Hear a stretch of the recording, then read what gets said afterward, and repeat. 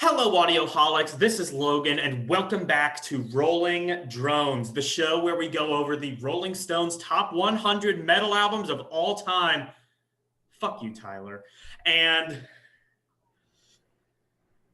make our own list because our list is better, and if you disagree, you're wrong. And speaking of things that are wrong and stupid, here's Tyler. Hello, my name is Tyler, and I hate the Prophet Muhammad. Whoa, whoa. Well, I will one up you. I hate God. Oh, okay. I Whatever, don't know man. if that. Yeah, I don't know. Anyway, I hate God. Another stupid name. But it fits them perfectly. They're a Okay, band with it fits them perfectly, but it's just like, and it's like all spelled as one word. It's I or EYE. EYE, hate God. It's One word. like all the it's like all of the tackiness of the world combined into one title. And I love it. I love it for that. I I hate adore it. it. I hate it for that. Anyway, give us your wrong opinions on this album. My wrong opinion. Oh, we name dropped a different series. Whoa, yes. Please check out the Whoa. wrong opinion where we do different albums. Okay, so my opinion on this record. I fucking love this record. This is an incredible record. It's heavy, it's politically incorrect, and it does not give a single fuck. This is a band who has a song called Sister Fucker. Two songs called Sister Two Fucker. songs. There's part one and part two. Oh, and another song that rhymes with Trite Trigger. I'll just Oh, let you fill in the blanks with that one. okay. The That's how we're riffs are doing that. slow, the riffs are heavy, they have an amazing groove to them. The groove on this album, really, I know I compare a lot of these bands we've been talking to lately to Pantera. That's just how influential Pantera is. But my god, the groove on this album trumps anything Pantera has ever done, and I will stand by that. That's on record. The bass work and the drums complement this groove so well. They're completely amazing. The vocals stand out. It actually reminds me of something you'd hear in a hardcore punk band, but the distinction between the slow, heavy, groovy sound of the album and the fast nature of hardcore punk vocals should be appreciated for making this band sound as unique as it does. There's really no band on the planet that sounds like this. The only part of this album I don't like, that I really hate, is the whopping 7-minute disturbance. Listen, this is just an intermission track that. What are they even doing? Playing a fucking news clip? It, it goes on for 7 fucking minutes. It goes on way too long for an intermission track that goes nowhere. Still, this album is dirty in all of the right ways, and I love its style. So fuck yes, it belongs here. I'm putting it in S tier despite that 7-minute track. It is just a transition track, so I'm not knocking points too hard for it. Above or Of course, and you oh, have actually, body. yeah, I just realized that. Oh, can I Um, say that the fucking album art is amazing too? Like, what even is? It's like a naked woman with devil horns surrounded by like cuts and drugs, and I don't know. It's fucking awesome. you said it's below Gojira. Yeah, and also Okay, the album title "Take as Needed for Pain" is a really fucking good title, and even the band has said it's like one of their favorites. This album is I a don't classic. even get. Okay, I'm gonna So have. tracks on this album are did I not choose three? Okay, I'll have to. So Take as Needed for Pain, Who Gave Her the Roses, and Trite Trigger. Those are my essential tracks. And the worst track on the album is by far Disturbance, Yeah, if you count it as a track, which whatever. But if you don't count it as a track, there are no weak songs on this album. I mean, I think a transition track counts as a track. It's just, Yeah, but especially that's something that long. is the weakest track on Screaming for Vengeance. Like that just feels like cheating, doesn't it? I don't know. I mean, if it's Or let's seven say minutes though. Orchid is the worst track on Masters of Reality. I don't know. It just feels Well, like I guess. Anyway, I have a very different opinion on this yes, you one, do. and actually, I'm realizing this is my list, so I'm gonna put that in C tier, and then put this in S tier for you because you're absolutely weird. No, this is one of those things I don't think I'm ever going to get. Um, the riffs are amazing. First and foremost, that's the first really nice thing I have to say about this.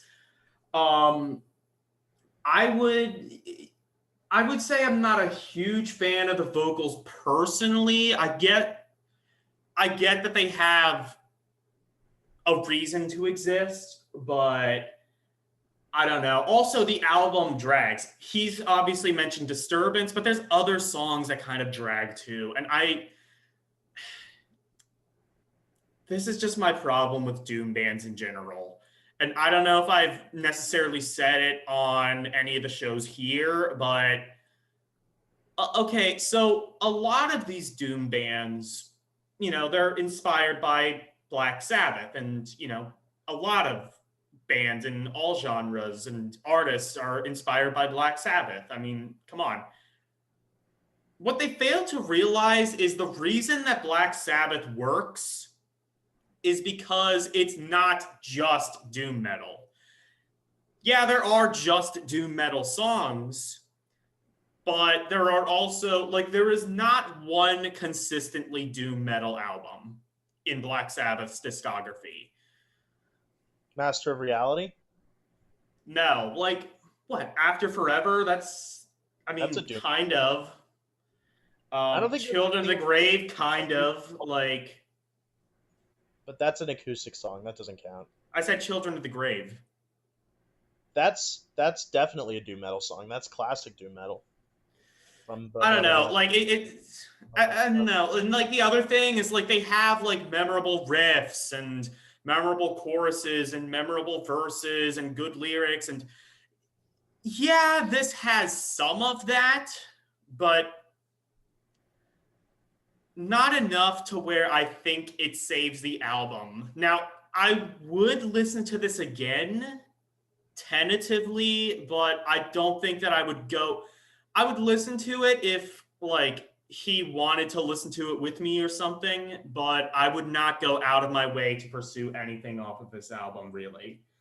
I think Candlemass is pretty much the one who perfected that doom metal formula that Black Sabbath had. Yeah. So I mean, yeah, it's provocative, and I'm glad that things like this exist. And despite what I've said, this still belongs on the list. It's unique, and I can say that if you listen to this album, you will come away feeling something you've more than likely never actually. This sounds unique. It sounds like probably nothing you've ever listened to before. Yeah. So the essential tracks for me: Sister Fucker Part 1, Crimes Against Skin, and I don't even think I came with a third one because there wasn't really all that much I thought was particularly great off of this album. I give it a 7 out of 10, mainly because I think a D or I give it a C rather, mainly because I think a D is probably too low for something like this. But I still would probably not go out of my way to pursue really anything off this album. And I'm in agreement with Tyler. Disturbance is the weakest track. Seriously. Yeah, what the hell were they thinking with that? I really thought about docking points and bringing it down to an A because of that, but the rest of the record is so fucking good, I can't justify it. All right. So do you have anything else to add? No, not. Oh, you know what? Yes, I will add something. So, a lot of people might find this band to be offensive for the sake of it, because primarily of the song "Trite Trigger." But Yeah. I wanted to just mention this real quick. So the song "Trite Trigger" actually has nothing really to do with racism at all, even despite the name. It's basically just about the writer of that song knew a guy who pretended he was a black guy, and that's literally what the song's about. Yeah, It's got yeah. nothing to do with racism or anything like that. Yeah, that's what I figured it was. The reason why I mention that is because, like, I've seen some people write this band off and call them, like, white supremacists and crap because of that one song. Do some research, guys. You're the same people who called the Oyster Cult Nazis. Yeah, and You don't know what you're talking about. and like, just because you do shit for shock value doesn't mean, these are performance artists. Like, are there definitely like white supremacist groups and white supremacist artists? Of course, there's, especially in the underground. But I mean, there's, like Eminem, like, I don't think that, like, what was it? It was like Jon Stewart and Bill O'Reilly were interviewing, and like Jon Stewart was like, okay, don't take everything so literally. Just because there's a song called It's Raining Men doesn't mean that she literally expects precipitation of men. Like, Yeah, I agree to that. I think yeah. it's like some people are just so desperate to be offended. But yeah, this is not an album that should offend you, at least on that department. Yeah. And I mean, like, if it offends you, then I guess to some degree it's kind of doing its job. To some But degree. I mean, like, shock value definitely. I mean, like, you know, it's got to be like something.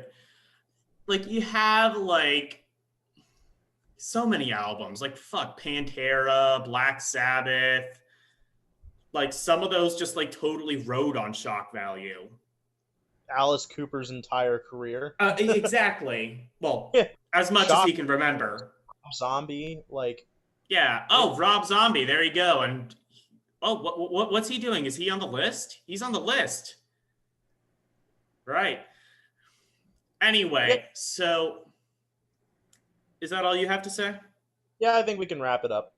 All right. I have been Logan. Join me next time when we get into Torture Garden by Naked City. Goodbye, everyone.